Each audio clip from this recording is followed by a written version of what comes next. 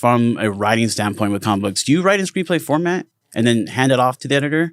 Or like, what is the format that you actually write in? So here's the thing with comics, like there is no like dedicated format. Everybody does it a little bit differently. Oh, okay. I don't write in screenplay format. It's not too different than screenplay format, but it's not like, what is it, Courier font or whatever from the screenplay format. And it's not centered the way dialogue is centered. Okay. But you still say like, you know, interior scene, exterior scene, like you can. Oh. I don't. I mean, I'll describe where we are, but Right. I don't put interior, exterior. No. Oh, that's interesting. The best way I've heard people describe a comic book script, and it's the same way for film and TV too, but it's a blueprint for your artist. Right. So the best way that you can convey that to them is really how you do it, and that kind of could change from project to project. And then too, with panels as opposed to, I guess, slug lines. Yeah. Like there's just a little bit more detail that goes into the intentionality of the image. Okay. Because when comics, you have to pay more attention to space. Yeah. And in screenplays for TV and film, you have a lot more to pay attention with like time. So there's a little differences. But yeah, I've seen some people do screenplay format, but I don't personally. Okay. Yeah. What about you, Dorado? Yeah, I think they're totally different. Yeah. And I think that's from like my experience with editors and artists. Yeah. I feel like there is let's be fair.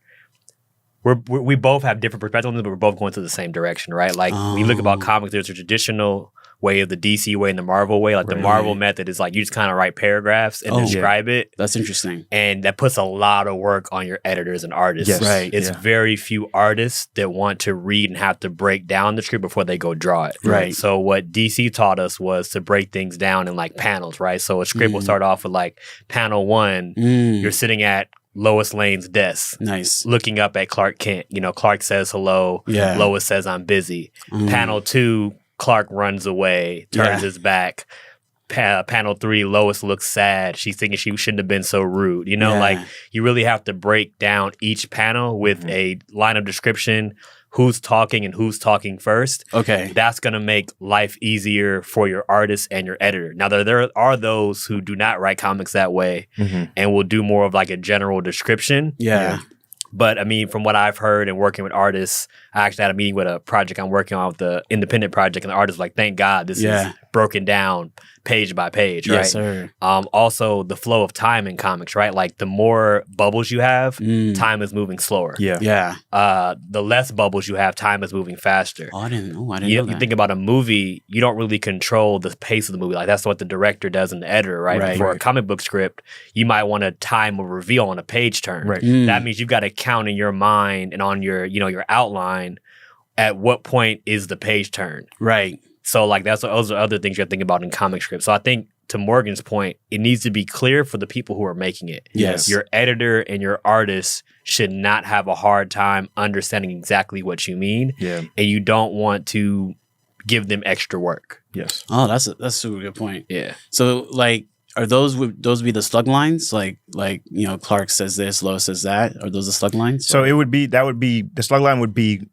Clark and Lois are sitting at the desk. Oh. And then you'd say Clark : here's what the dialogue is. Wow. And then Lois : here's what her dialogue is. That's and then cool. and then when that's done, you go to the next panel and describe what the next image is. Yeah. It's all static images, you know. Yeah. It's essentially a series. It's funny. We love the people who do essential sequential because that's basically what it is. Like it is a series of snapshots of singular photos that tell a story. Yeah. That's dope. And you have to organize that either on your head and on paper for 20 to 22 pages. Yeah. Right. But also in your mind as a writer, you might want to say like this panel is the largest on the page. Yes. Oh. Or you have to write, hey, this is a splash page. This is a double splash page. Like that falls on you as a writer to really outline the book. Because the artist is just going to do what you say. They're not, some artists may put their own flavor, their own stamp on things. But if you don't put enough panels or if you forget to put something in there, that's on you, the writer. Yeah. And that goes back to Morgan's point about how the editor is really the one that pulls it all together. Because the editor will give you notes like, hey, so-and-so has a watch on page 1, but on page 2, you didn't put it. And on page 3, they lost it. So, you got to tell their artist to put that in there, So they're really doing quality control.